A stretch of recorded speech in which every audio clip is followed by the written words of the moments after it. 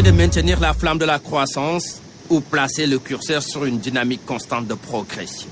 Une semaine après avoir commencé à raffiner avec succès sa première cargaison du pétrole brut de Sangomar, la Société africaine de raffinage a fini de franchir un nouveau palier, une prouesse. Tout commence par là, le fait qu'on ait notre brut donc au niveau national et qu'on puisse avoir la capacité de le traiter. Donc c'est un grand pas vers la souveraineté énergétique, sachant que, comme j'ai l'habitude de le rappeler, l'idée également c'est de combler le gap donc versus capacité de production et le besoin national. Mais quel est le processus à respecter pour le raffinage? Tout commence par le déchargement d'un tanker amarré à 5 km de la mer. Le produit passe ensuite par un sea line ou pipeline sous-marin, destination la zone de stockage d'une capacité de 200 000 m3. Qui va bientôt s'agrandir à 250 000 m3.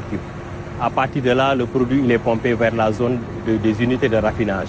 La première étape, c'est la purification du brut, c'est comme on appelle le dessalement du brut, pour enlever tout ce qui est sédiments et autres. La distillation est appliquée à l'alerte dans la zone B qui contient les unités de raffinage. Sur place, on trouve des fours qui chauffent le produit à plus de 300 degrés, puis acheminés vers des colonnes où la séparation se fera. Au niveau de ces colonnes-là, les produits les plus légers, comme le produit est chauffé globalement, les plus légers vont aller en haut de colonne. C'est l'essence et le butane.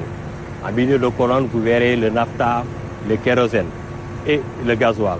Maintenant, en fond de colonne, c'est là-bas qu'on va recueillir le produit qu'on appelle le fuel lourd. Au fur et à mesure, le laboratoire est sollicité pour faire les tests nécessaires. Le pétrole brut, vous l'avez ici. Donc, on vous donne un exemple du brut Sangomar. Quand on traite le pétrole brut, qui est la matière première, nous avons les produits finis suivants. L'essence super, qui est utilisée par les voitures à essence. Vous avez également le gasoil, le kérosène, qui est utilisé au niveau de l'aviation. Donc, c'est le kérosène qui est utilisé par les avions, qu'on appelle jet. Vous avez en plus de ces produits-là, le fuel, qui est utilisé par les centrales de la Saint-Lé comme combustible. Tout cela renseigne sur le niveau de performance de ce laboratoire. Le laboratoire de la SAR est accrédité suivant la norme ISO 17025. Ce qui veut dire que tous les certificats de qualité qui sont délivrés par le laboratoire de la SAR sont reconnus sur le plan international. Après les analyses, le produit fini est acheminé dans la zone C avec une capacité de 150 000 m3. Au niveau de cette zone-là, sont stockés tous les produits finis et les produits semi-finis où on fera des mélanges pour en faire un produit final, comme l'essence. À partir de là, il est acheminé vers des dépôts. Et puis maintenant, à partir des dépôts, ça va vers le client final. Maintenant que cette étape a été franchie, la SAR va explorer d'autres pistes. Il s'agit de la diversification des activités de la société en traitant toute la chaîne de valeur. Production d'urée, la production de lubrifiants également pour les moteurs. Et je rappelle que c'est ce qui est très attractif en termes de retour sur investissement. Mais également tout ce qui est granulés plastiques. Aujourd'hui, nos capitaines d'industrie importent les granulés plastiques. Cela veut dire qu'il y a même un problème de compétitivité. Donc demain, avec l'activité de la SAR, avec la diversification justement de nos activités, on peut même booster l'industrialisation.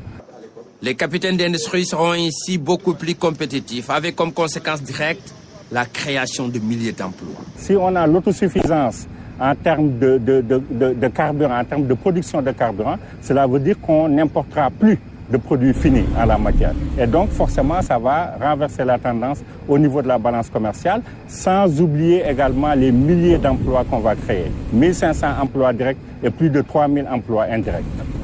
Les perspectives dans le domaine des hydrocarbures sont radieuses si la dynamique est maintenue. Reste maintenant à appuyer sur l'accélérateur pour la création d'une deuxième unité de raffinage.